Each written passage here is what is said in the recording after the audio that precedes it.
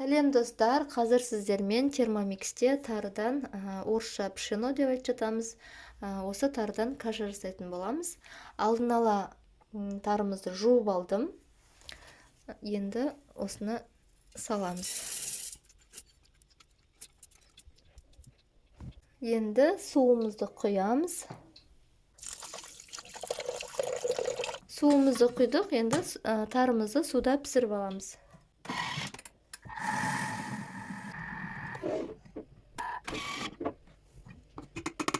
Енді сүтімізді құямыз.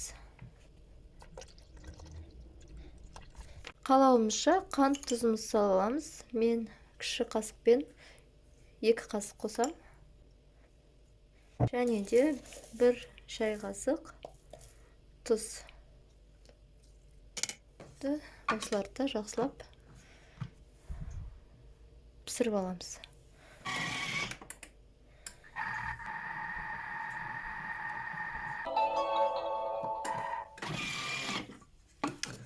Біздің кашамыз дайын.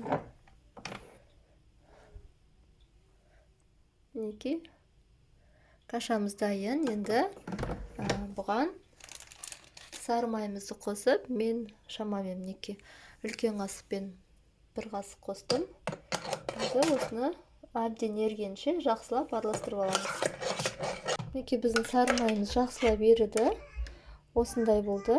Егер сізге бұдан да сұйықтау немесе бұдан қоюлау ұнаса, онда суды сәл көбейтіп немесе азайтсаңыз болады.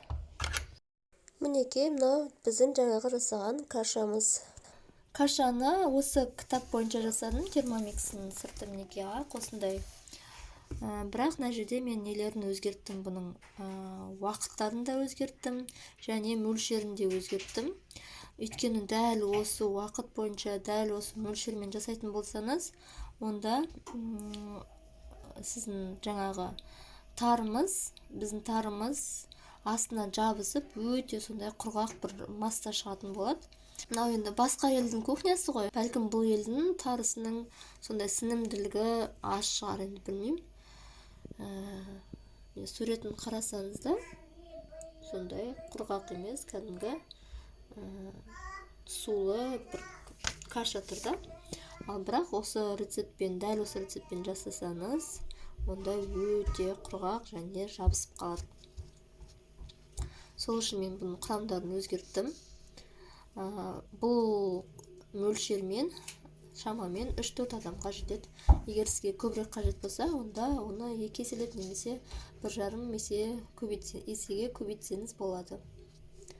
Ас болсын, міндетті түрде жасап көріңіз.